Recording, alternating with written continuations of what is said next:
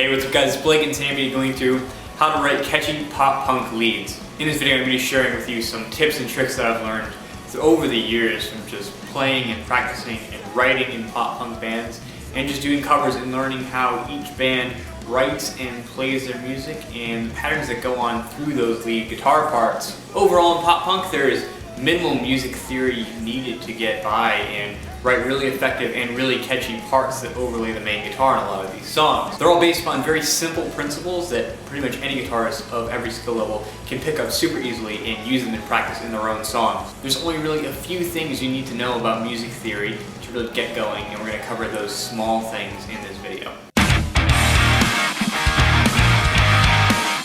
The first thing and most important thing to understand everything in this video is understanding the major scale and how it is used in songwriting. Pretty much all pop punk is going to be using the major scale and these 7 notes within it. The major scale is a heptatonic scale and we're going to go over it really quick, and to make it as simple as possible, we're going to go over it in the key of D, and in this guitar I am in drop D, so we're just going to do it on the low E string to show it in the most simple way possible. So the only notes you're going to have to use, and their octaves throughout all the fretboard, are an open string, 2nd fret, 4th fret, 5th fret, 7th, 9th, 11th, and 12th, which is the octave of the open string. So it looks like this played out.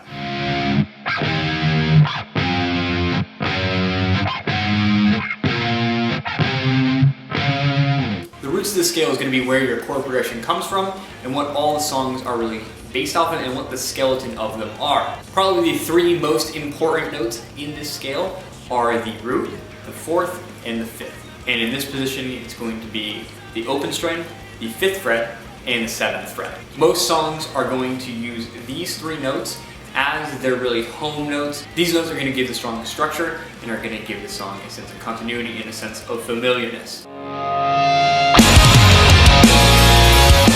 So when we write lead guitar parts, we want to accentuate those notes in their octaves so we create a harmony on different parts of the chord progression. But the trick with these 3 notes is that so many songs are going to be based off of those 3, so it's very tempting to use those same 3 notes to make up your lead guitar parts. But that's simple, that gets mundane, that gets stale. Where your interestingness and your catchiness comes from is using the other 4 notes around it and using those to accentuate the harmonies on those root notes that I just mentioned on the 1st, the 4th, and the 5th. So for example, if we were playing a progression that went 0, 5, 7, it can be very tempting to use the octaves of those to make up the basis of your lead guitar part. But that's not interesting, that's very rudimentary, that's very simple. We want to go beyond that and create something a little bit different. We want to bring in the other notes around it to give it some flavor and give it texture that makes that lead guitar part stand out against the rhythm guitar part. Our goal is to create 2 different guitar parts that work together but are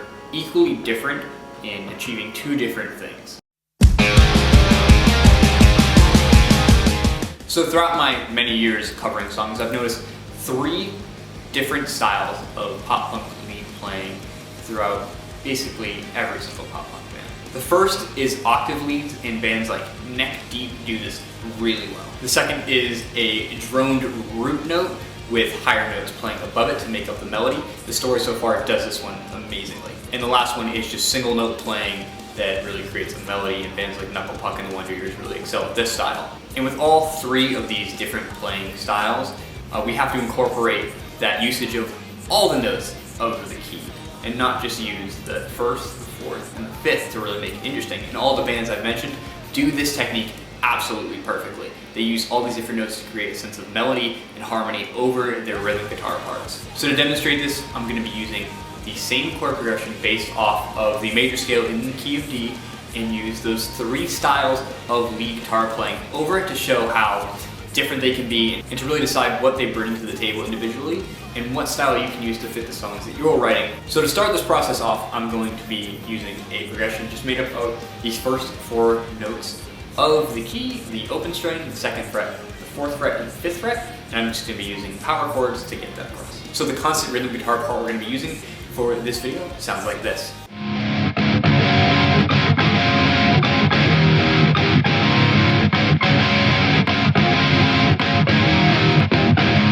So before we jump into those 3 different styles of leads, I'm just going to show you what a lead guitar part sounds like that just uses the octaves and just goes through the motions essentially, doesn't really put any effort into being any more interesting or any more catchy than the original part. And that's going to sound like this solo.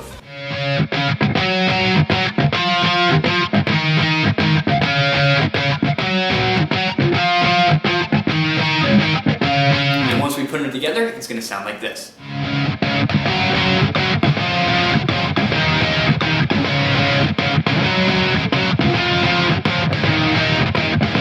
So as you can see, there's not really much going on there besides just the octaves played in unison with the root notes of the chords. So let's just go into the first style I'm going to be using here, and that's going to be the octave lead. So here's the octave lead part that I'm going to be playing.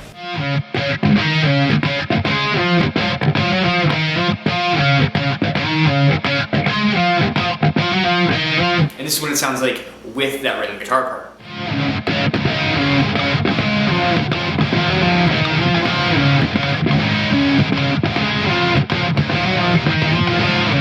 As you can tell here, we have a constant rhythm of the chords and the octave leads, but we have a difference in the melody and how those notes are portraying themselves against the backdrop compared to the original track that just had the octaves. When you do this, it's a great idea to use some of the notes that are evident in the vocal melody or in the intro of the song where you have your first initial guitar part. This creates a familiarity with the listener that's going to resonate more and more the more they hear it. So the more you can drive in those little motifs that are evident throughout the rest of the song, the more it's going to be in their head and the more they're going to want to listen to it. And if you can achieve that subtly with the lead guitar in the choruses or in the verses, you have a really good strategy on solidifying that basis. Next, we're going to go into the single notes, and the part I'm going to be playing alone sounds like this.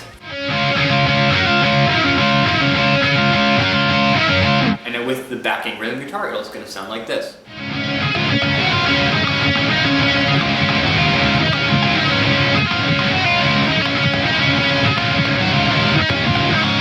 So after hearing that, you'll notice that the rhythms of the lead and the rhythm guitar are completely different, but there's still a sense of melody where each guitar is working together and there's a sense of harmony where the notes are layered over one another. Unlike the first part with the octaves just of the roots, there is a difference in what notes we're playing at what times that creates a different flavor that, again, like I said in the last part with the octave leads, you can use some motifs and other melodies from around the song to drive home some certain feelings and just general themes throughout the song you want to include. And lastly, we're going to do the drone string with the melodic note over it. The part soloed sounds like this.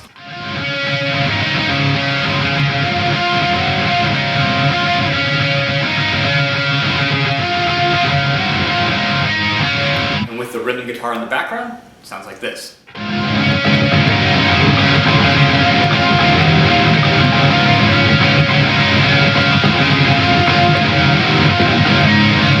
See here again, there's that clear difference between the rhythm of the lead and rhythm guitar, but there's still that drone string that's going to be the root of the chord that's going to be constant throughout everything, which further enhances that melody and that harmony that we're going for with writing lead guitar. So now you've heard the three strategies that I use when I write pop punk music, and probably my favorite out of the three is the first one with the octave leads. I just think that creates a very nice texture that doesn't add too much into the song and gives the other instruments and the vocals some room to do their job as well. And just some personal things on the end for me, I really like using the 7th and 6th of the scale. These are really great leading tones that don't create a lot of resolve in the parts, so it leaves some tension and some difference in tone that can be really interesting when used correctly against the roots of the chords. But overall, I found these techniques to be extremely useful, and hopefully they can be useful to you as well. But thank you so much for watching today. I really hope you enjoyed it.